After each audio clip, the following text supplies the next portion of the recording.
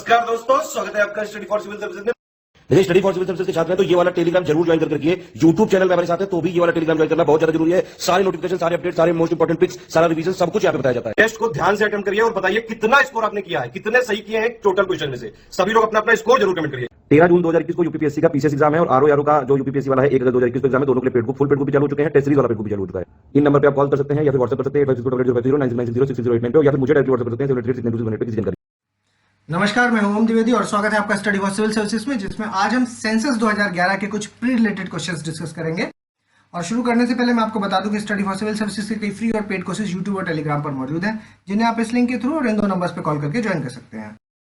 और हमारा पहला क्वेश्चन है, जनगणना 2011 के अनुसार निम्नलिखित कथनों पर विचार करें। यहाँ पर पहले पेपर शुरू करने से पहले मेरी आपको सलाह है कि आप एक पेपर और पेन ले लें और जितने भी फैक्चुअल पॉइंट्स हम डिस्कस करेंगे उनको आप कोशिश करें कि जॉट डाउन कर लें अपने पास, ताकि फ्यूचर में आपके लिए आसान हो जाए थोड़ा। चलिए शुरू करते हैं। 16वीं जनगणना 2011 का नारा हमारी जनगणना हमारा भविष्य। तो देखिए, ये पार्ट तो सही है कि स्लोगन है जो वो है हमारी जनगणना हमारा भविष्य, लेकिन ये जो जनगणना थी वो 16वीं नहीं थी, वो 15th थी। ठीक है, तो ये हो गया आपका गलत। दूसरा देखते हैं, 2011 की जनगणना जो है वो स्वतंत्रता के बाद की 7वें नंबर की जनगणना है। ये स्टेटमेंट सही है। ठीक, तो सत्य वाला इसमें पूछा है, आंसर हो जाएगा इसका ओनली 2। अगला देखिए, निम्नलिखित कथनों पर विचार करें। जनगणना अधिनियम 1948 के अंतर्गत जनगणना कराई जाती है, सही स्टेटमेंट है। और 1872 में लॉर्ड मेयो के शासनकाल में पहली आधुनिक प्रणाली पर जनगणना हुई थी। ठीक, तो ये दोनों ही स्टेटमेंट यहाँ पर सही है। सत्य वाला पूछा है, आंसर सी। अगला देखें, शिशु लिंगानुपात क्या होता है। यह जनसंख्या में 0 से 6 आयु समूह के प्रति 1000 पुरुषों की तुलना में उसी आयु समूह की स्त्रियों की संख्या है, या फिर 0 से 6 आयु समूह के प्रति 1 लाख पुरुषों की तुलना में उसी आयु समूह की स्त्रियों की तुलना है, या फिर 0 से 14 वर्ष की आयु में 1000 पुरुषों की तुलना में, या फिर 0 से 14 वर्ष की आयु की तुलना में 1 लाख पुरुषों की तुलना में आयु समूह की स्त्रियों की तुलना है। ठीक है, तो इसमें क्या है कि सही आंसर हो जाएगा ए, क्योंकि ये जो शिशु लिंगानुपात होता है वो 0 से 6 साल के बच्चों के बीच में आउट ऑफ 1000 कितने मेल हैं और कितने फीमेल हैं। ठीक, तो ये इस हिसाब से यहाँ पर स्टेटमेंट ए सूट कर रहा है, आंसर ए हो जाएगा। अगला देखिए, निम्नलिखित कथनों पर विचार करें।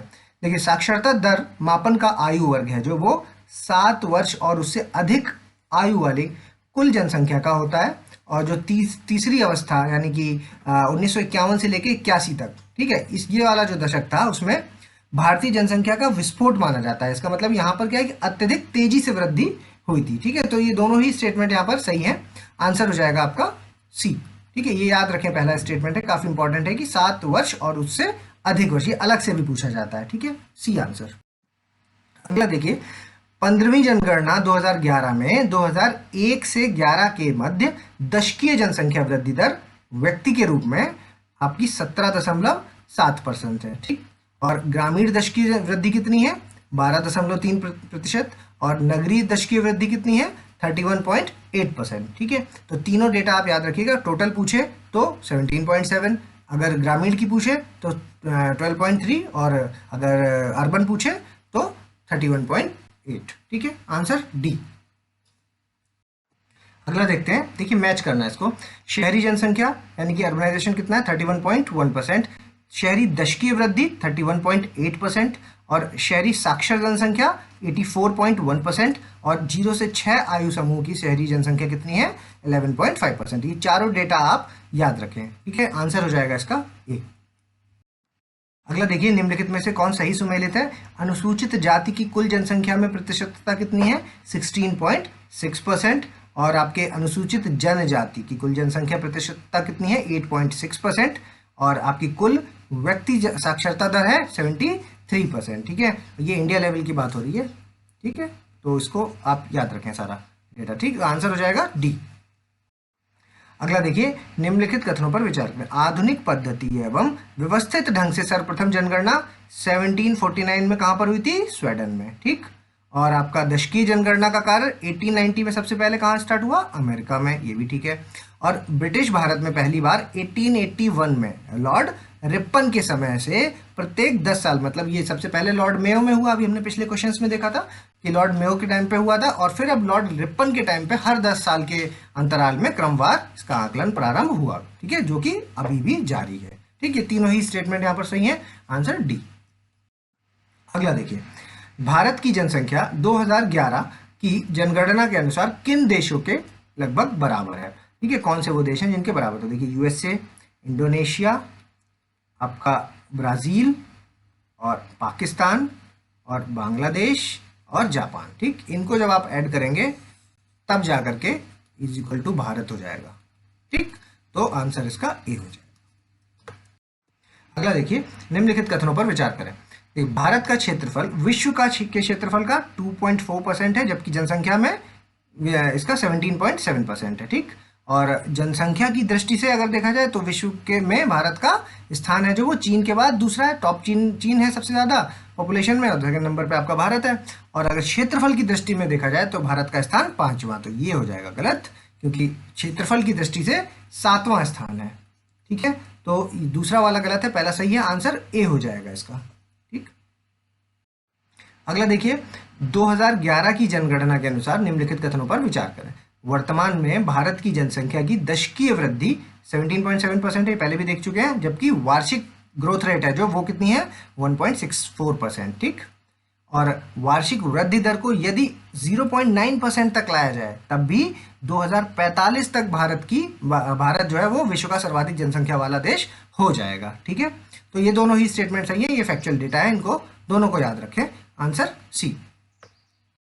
अगला देखें, निम्नलिखित कथनों पर विचार करें। 1911 से 21 का जो दशक है उसमें अकाल और महामारी के कारण क्या हुआ था कि जनसंख्या में काफी कमी आई थी। ठीक है, स्टेटमेंट। और दूसरा देखिए, 1921 को जनसंख्या के इतिहास में महान विभाजक वर्ष, ठीक है, ईयर ऑफ ग्रेट डिवाइड, ये अलग से भी पूछा जाता है, तो इसको ईयर को याद रखें। ठीक है, दोनों ही स्टेटमेंट यहाँ पर सही है, आंसर सी हो जाएगा। अगर कथन कारण भी आए तो ये कथन हो गया, ये इसका कारण भी हो गया। ठीक है, अगला देखिए, जनसंख्या में वृद्धि दर की दशकों के हिसाब से कौन सही सुमेलित है? देखिए, 1961-71 में रही आपकी 24.80, ठीक है, और 71-81 में 24.66, और 81 to 91 में 23.87, और 91 से 2001 में 21.54। ठीक है, देखिए ये वाली आपको याद रखनी है 91.54। ठीक, और इसके बाद वाली जो कि अभी डिकेडल ग्रोथ है वो आपको पता ही है 17.7, जो हम कई बार देख चुके हैं। ठीक है, उसके अलावा आपको ये भी याद रखना है 1961 से 71 वाली। क्यों याद रखना है? क्योंकि ये मैक्सिमम ग्रोथ हुई है इस टाइम पे। ठीक, मैक्सिमम ग्रोथ है यहाँ पर, तो ये 3 आप डेटा जरूर याद रखें। फिलहाल इसमें सभी सही हैं, आंसर बी हो जाएगा इसका। अगला देखिए, निम्नलिखित कथनों पर विचार करें। देखिए, 2001 में जनगणना में आपके नागालैंड में जो है वो दशकीय जनसंख्या वृद्धि कितनी हुई थी? दर जो थी वो सबसे ज्यादा थी 64.53%। ठीक, और 2001-11 के संदर्भ में अगर न्यूनतम दशकीय जनसंख्या वृद्धि दर की बात की जाए तो नागालैंड में थी कितनी? -0.58%। ठीक है, अगर मैक्सिमम पूछता है 2001 से 11 वाले में, अगर मैक्सिमम पूछता है तो मैक्सिमम है आपकी दादर नगर हवेली की, और कितनी है 55.88%, और मिनिमम आपकी नागालैंड की है कितनी? -0.58। ठीक, तो दोनों ही चीजें याद रखनी है, आंसर हो जाएगा इसका सी। अगला देखिए, निम्नलिखित राज्यों और केंद्र शासित प्रदेश हैं जो उनकी जनसंख्या की जो ग्रोथ रेट है परसेंटेज वाइज उसको घटते हुए क्रम में लगाना है। तो इन चारों की अगर बात की जाए तो दमन एंड दीव है जो उसकी है 53.76। ठीक है, और पुडुचेरी की है आपकी 28.08, मेघालय की है आपकी 27.95, और अरुणाचल प्रदेश की आपकी 26.03। ठीक है, तो इसको अगर आप अरेंज करेंगे तो आंसर ए आ जाएगा। इसके अलावा आपको एक और याद रखनी है जो मैक्सिमम होगी किसकी? दादर नगर हवेली की। ठीक है, दादर नगर हवेली की, तो उसकी कितनी होगी? 55.88। ठीक है, ये लमसम याद रखें, या फिर इसका सीक्वेंस जरूर याद रखें, जैसा कि ये क्वेश्चन बना है, इसको एज इट इज याद कर लीजिएगा कि पहले दादर नगर हवेली, फिर दमन एंड दीव, फिर पुडुचेरी, फिर मेघालय, और फिर अरुणाचल। ठीक है, 5 याद कर लीजिए, आंसर ए हो जाएगा इसका। अगला देखिए, दशकीय जनसंख्या वृद्धि दर वाले राज्यों और केंद्र शासित क्षेत्रों को बढ़ते हुए क्रम में आपको लगाना है। ठीक है, तो देखिए सबसे कम है जो वो है आपकी 0.58, अभी पढ़ी हमने नागालैंड की। ठीक है, उसके बाद है आपकी केरल की 4.91, और फिर है आपकी लक्षद्वीप की 6.30, और फिर है अंडमान एंड निकोबार की 6.86, और फिर उसके बाद है गोवा की 8.23। ठीक है, तो ये सीक्वेंस भी याद रखें। क्या है सीक्वेंस? नागालैंड, फिर केरल, लक्षद्वीप, अंडमान निकोबार और फिर गोवा। ठीक है, तो इसका आंसर लगेगा आपका ए। अगला देखिए, निम्नलिखित कथनों पर विचार करें कि संविधान की जो 7वीं अनुसूची है उसके तहत जनगणना को समवर्ती सूची के अंतर्गत रखा है। नहीं, समवर्ती सूची में नहीं रखा, इसे संघ सूची में रखा गया है। और जनगणना का दायित्व आपका भारतीय संविधान के अनुच्छेद 243 में दिया गया है। ये भी गलत हो जाएगा क्योंकि वो दिया है 246 में। और स्वतंत्रता के बाद 1948 में जनगणना अधिनियम पारित किया गया जो जनगणना को वैधानिक स्तर प्राप्त प्रदान करता है। ठीक, तो ये वाला स्टेटमेंट सही हो जाएगा। और 1961 में जनगणना कार्य की महत्ता को देखते हुए जनगणना विभाग का गठन जो है वो गृह मंत्रालय द्वारा किया गया। ठीक है, तो ये दोनों ही स्टेटमेंट यहाँ पर सही है। 3 और 4 सही है, पहला और दूसरा गलत हो जाएंगे, तो बी आंसर। अगला देखिए, जनगणना के प्रशासनिक स्वरूप के संदर्भ में निम्नलिखित कथनों पर में से कौन सा सत्य है? देखिए, केंद्रीय स्तर पर जनगणना विभाग का अधिकारी कौन होता है? महारजिस्ट्रार एवं जनगणना आयुक्त। ठीक, राज्य स्तर पर जनगणना निदेशक। ठीक है, प्रशासनिक ढांचे की बात हो रही है। ठीक है, जनगणना निदेशक, ये भी सही। और क्षेत्रीय स्तर पर जनगणना कार्य क्षेत्रीय उपनिदेशक, जिला स्तर पर जिलाधीश और महापालिका स्तर पर मुख्य नगर अधिकारी। ठीक है, इनको जनगणना अधिकारी के रूप में कार्यभार सौंपा गया है, तो ये भी सही है। और जो अंतिम कड़ी है, याद रखिएगा, अंतिम कड़ी है जो वो प्रगणक। ठीक है, एन्यूमरेटर। ठीक, तो ये चारों ही स्टेटमेंट यहाँ पर सही है। ये इसका प्रशासनिक ढांचा, इससे ज्यादा यहाँ पर जानने की जरूरत नहीं है। ये चारों स्टेटमेंट आप याद रखिएगा, आंसर डी। अगला देखिए, निम्नलिखित में से कौन प्रशासनिक आंकड़ा 2011 का है जो उसके हिसाब से सही सुमेलित लेता है? तो देखिए, जनसंख्या की जिलों की संख्या कितनी है यहाँ पर? 640। ठीक, और नगरों की संख्या कितनी है? 7,933 और ग्रामों की 6.41 lakhs। ठीक, तो 2 और 3 यानी कि बी आंसर। अगला देखें, निम्नलिखित कथनों पर विचार करें। जनगणना 2011 का आयोजन भारत के महारजिस्ट्रार और एवं जनगणना आयुक्त कौन थे? जयंत कुमार बंठिया, इनके निर्देशन में संपन्न हुआ। तो ये हो गया गलत क्योंकि ये हुआ था डॉक्टर सी चंद्रमौली। ठीक है, और 2001 की जनगणना का कार्य डॉक्टर सी चंद्रमौली के निर्देशन में संपन्न हुआ। ये भी गलत क्योंकि ये हुआ था जयंत कुमार बंठिया के निर्देशन में। ठीक, तो ये दोनों इंटरचेंज किए गए हैं, आंसर हो जाएगा नाइदर, डी आंसर। अगला देखें, जनसंख्या 2011 के अनुसार देश में सर्वाधिक जनसंख्या वृद्धि दर वाले 2 जिले कौन कौन से हैं? आपका एक कुरुंग कुमे हो जाएगा और दूसरा आपका यमन हो जाएगा इनमें से। ठीक है, और आंसर इसका ए हो जाएगा। कमेंट्स के माध्यम से आपको बताना है कि ये किस स्टेट में पड़ेगा और ये आपका यमन किस स्टेट में पड़ेगा। ठीक है, आंसर ए। अगला देखिए, 2011 के अनुसार क्षेत्रफल की दृष्टि से निम्नलिखित का मिलान करना है।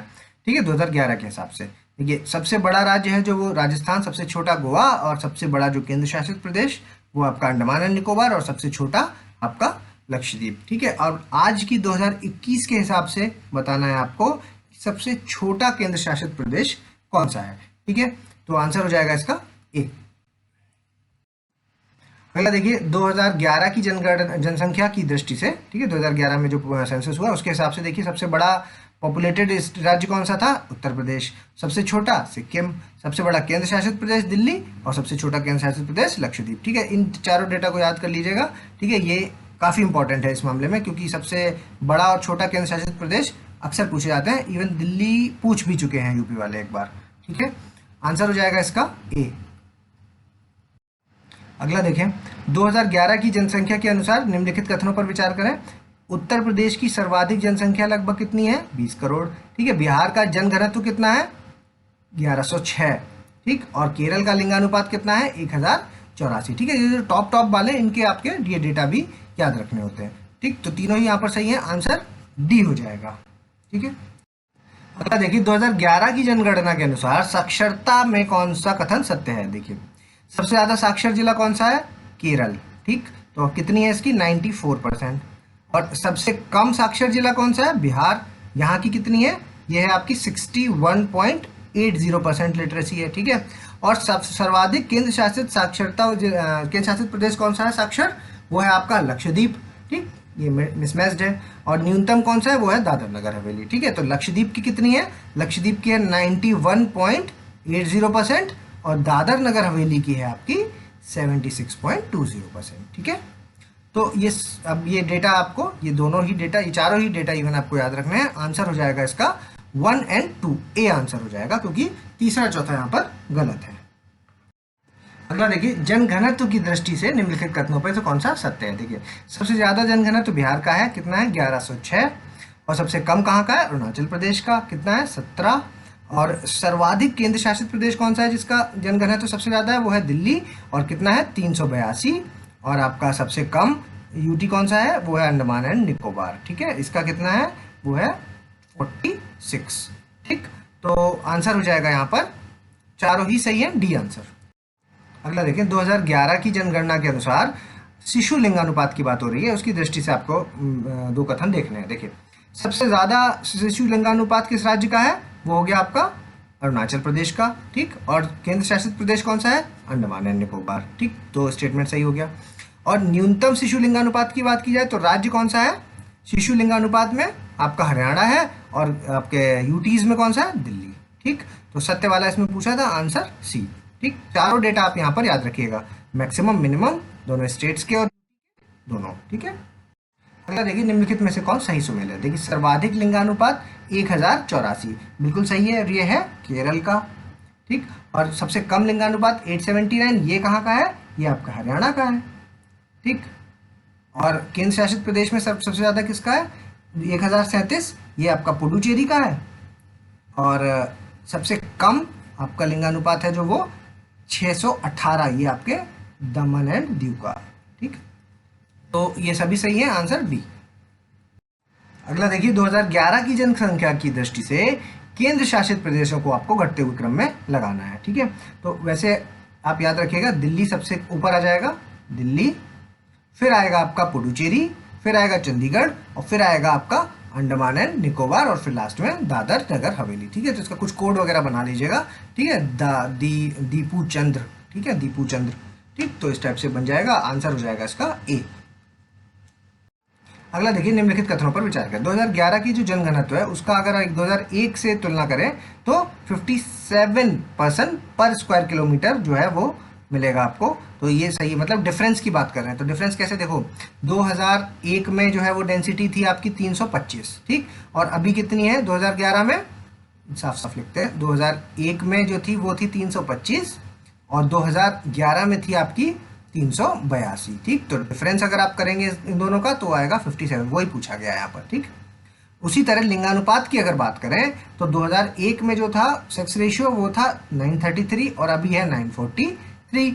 ठीक, तो आएगा आपका डिफरेंस 10। ठीक, तो यही यहाँ पर पूछा गया कि 10 का अंतर है। ठीक, तो दोनों ही स्टेटमेंट सही है, आंसर सी।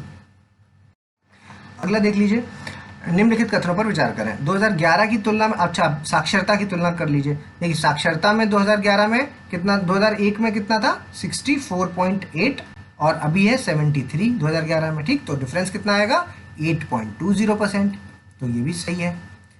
और 2011 की पुरुष जन साक्षरता की अगर बात करें तो मेल लिटरेसी जो 2001 में थी वो थी 75.26, और अभी है कितनी 80.93। ठीक है, तो अगर इनका डिफरेंस निकालेंगे तो वो आएगा 5.64%। ठीक, तो वो यहाँ पर लिखा हुआ है, सही है। अगला देखिए, 2011 में अगर आप महिला साक्षरता की बात करें तो 2001 में जो थी वो थी इनकी 53.67%, और अभी है आपकी 64.60%। तो अगर डिफरेंस निकालेंगे तो वो आएगा 10.93%। ठीक है, तो वही यहाँ पर दिया गया है। तो तीनों ही स्टेटमेंट सही है, आंसर डी हो जाएगा। अगला देखिए, न्यूनतम जनसंख्या वृद्धि दर वाले जिले क्रमशः कौन से हैं।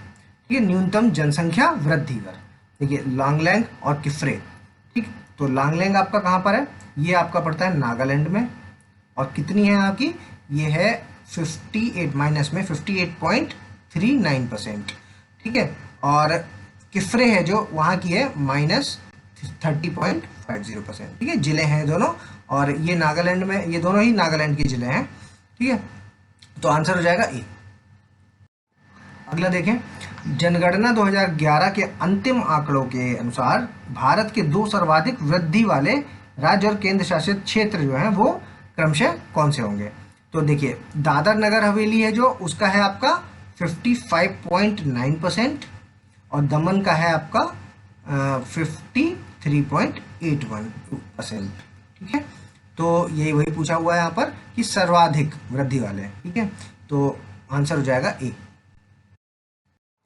अगला देखिए, जनगणना 2011 के अनुसार निम्नतम वृद्धि दर वाले, अब निम्नतम वाले बता दीजिए। तो नागालैंड और केरल, कैसे? नागालैंड की तो अभी पता है कि माइनस में 0.58 है, ठीक, और मतलब 6 लिख लीजिए, 0.6%, और केरल में कितनी है? 4.9%, ठीक है।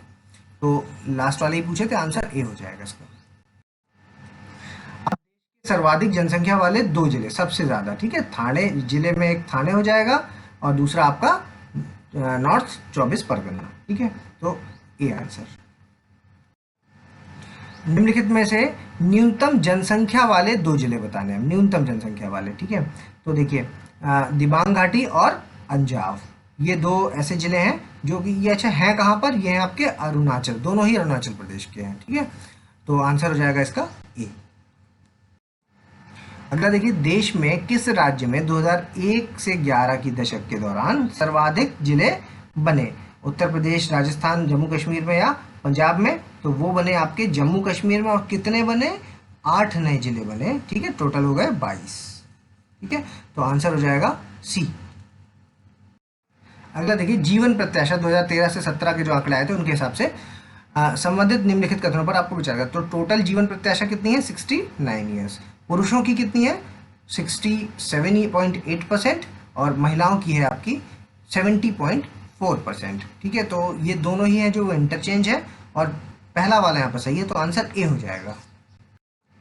अगला देखिए, जीवन प्रत्याशा वाले राज्यों को आपको घटते हुए क्रम में लगाना है। तो देखिए, केरल की है जो वो है आपकी 75.2, और दिल्ली की है 74.7, और जम्मू एंड कश्मीर की है 74.1, ठीक है, बहुत माइन्यूट ही अंतर है। तो इसका अगर अरेंज करेंगे तो 1, 2 और 3, ए आंसर। अगला ले लीजिए कि 2017 के जो आंकड़े थे उसके अनुसार निम्नलिखित में से कौन सही सुमेल लेता है? तो जन्म दर कितनी है? 6.3। तो जन्म दर जो है वो होती है आपकी 1000 जनसंख्या में देखी जाती है, प्रति 1000 जनसंख्या में, ठीक, तो वो है आपकी 20.2, तो ये हो जाएगा गलत। दूसरा देखिए, मृत्यु दर 2.2, तो ये भी गलत, क्योंकि वो है आपकी 6.3, और शिशु मृत्यु दर है वो है आपकी 33, ये सही है, और मातृत्व मृत्यु दर है जो वो 122, ये भी सही है, ठीक है। अच्छा, शिशु वाली है जो ये देखी जाती है आपकी 1000 जीवित जन्म, ठीक है, जन्म के 1 माह तक 1000 जीवित जन्म 1000 लोगों में से देखी जाती है, ठीक है, कितने लोग हैं जो 1 महीने के अंदर जिंदा रह गए, ठीक, तो वो है आपकी 33, और मातृत्व वाली है वो 1 लाख जीवित जन्मों में देखी जाती है, 1 लाख, ठीक, तो ये आपकी 122 है, तो 3 और 4 यहाँ पर सही है, तो आंसर हो जाएगा सी। अगला देखिए, निम्नलिखित कथनों पर विचार करें। 2011 की जनगणना में उत्तर प्रदेश में विकलांगों की संख्या सर्वाधिक है पूरे भारत में, सबसे ज्यादा कहाँ है विकलांग? उत्तर प्रदेश में, सही है। देश में चल विकलांगता, ठीक है, वाले व्यक्तियों की संख्या है जो 2011 में सर्वाधिक थी, तो ये गलत हो जाएगा, क्योंकि सबसे ज्यादा थी वो थी दृष्टि विकलांगता वालों की, ठीक है, दृष्टि, ठीक, तो आंसर हो जाएगा इसमें ओनली 1, ए आंसर। अब देखिए, धार्मिक जनगणना देख लीजिए 2011 में जो आई थी, उसके हिसाब से कौन सा सही समय देते। तो हिंदू हैं आपके 79.8%, ठीक, और आपके मुस्लिम हैं 14.2%, ईसाई हैं 2.3%, और सिख हैं 1.7%, ठीक है। तो ये जनरली जो क्वेश्चन आएगा ये आपको अरेंज करने के लिए आएगा कि हिंदू, मुस्लिम, ईसाई, सिख, इनको आपको इसी क्रोनोलॉजी में आपको लगाना होगा, ठीक है, तो आंसर इसका हो जाएगा डी, ठीक। लेकिन अगर हिंदू वाला आप याद रखिएगा 79.8%, ठीक। अगला देखिए, धर्म आधारित साक्षरता 2011 के अनुसार निम्नलिखित धर्म समुदाय हैं जो उनको साक्षरता के अनुसार उनके घटते हुए क्रम में लगाना है। तो सबसे ज्यादा पढ़े लिखे कौन है इन चारों में से? वो हैं जैन, कितने हैं? 94.9% जैन पढ़े लिखे हैं। उसके बाद जो ईसाई हैं वो हैं 84.5%, बौद्ध हैं आपके 81.3%, और सिख हैं आपके 75.4%, ठीक है। उसके बाद हिंदू भी ले लीजिए, हिंदू हैं आपके 73.3%, और फिर उसके बाद मुस्लिम्स को भी ले लीजिए, वो हैं आपके 68.5%, ठीक। ये जैन का डेटा आप याद रखें। आंसर हो जाएगा इसका ए बी 1 2 3 4, यानी कि ए आंसर। अगला देखिए, 2011 की धार्मिक जनगणना के अनुसार निम्नलिखित कथनों पर विचार करें। देखिए, सबसे ज्यादा हिंदू जनसंख्या वाला राज्य कौन सा है? हिमाचल प्रदेश, बिल्कुल सही है। सर्वाधिक हिंदू जनसंख्या प्रतिशत में अगर देखेंगे तो सबसे ज्यादा कहाँ मिलेगी, दादर नगर हवेली में, ये भी सही है। और अगर न्यूनतम हिंदू जनसंख्या की बात करें तो उसमें आपको कौन सा केंद्र शासित प्रदेश है, वो है आपका मिजोरम। ठीक है, इनका भी डेटा आप याद कर लीजिए। तो देखिए यहाँ पे एचपी में यानी कि हिमाचल प्रदेश में आपकी कितनी है, वो है 95.17% हिंदू हैं। उसके बाद दादर नगर हवेली है जो यहाँ पर आपके 93.93% हो गए और मिजोरम में 2.75%। ठीक है, तो आंसर हो जाएगा इसका डी। अगला देखिए, निम्नलिखित कथनों पर विचार करें। देखिए 2011 में भारत में हिंदू धर्मावलंबियों की जो कुल जनसंख्या है वो लगभग कितनी है, 97 करोड़। ठीक है, 97 यानी कि ये एग्जैक्ट की अगर बात करें तो 96.63 करोड़। ठीक है, और अगर 2001 से 11 के दौरान हिंदू आबादी में कुल लगभग 14 करोड़ की वृद्धि हुई है, तो ये स्टेटमेंट भी सही है क्योंकि 13.88 करोड़ की वृद्धि हुई है। ठीक, और हिंदुओं की दशकीय वृद्धि दर 2011 में कितनी रही है, लगभग 17%, तो वो भी ये स्टेटमेंट भी सही है क्योंकि 16.8% रही है। ठीक है, तो आंसर हो जाएगा यहाँ पर डी। निम्नलिखित देशों के साथ उत्तर प्रदेश, अब उत्तर प्रदेश का सेंसस देख लेते हैं थोड़ा सा।